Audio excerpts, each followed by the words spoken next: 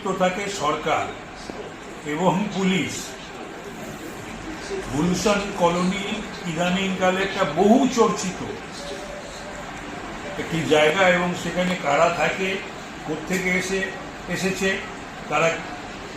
তারা কি সবটাই জানা পুলিশের এবং সরকারের, শাসক দলের। তারপরেও কোনো স্টেজ, কোনো মেজার্স তারা নেওয়ার প্রয়োজন বোধ করে।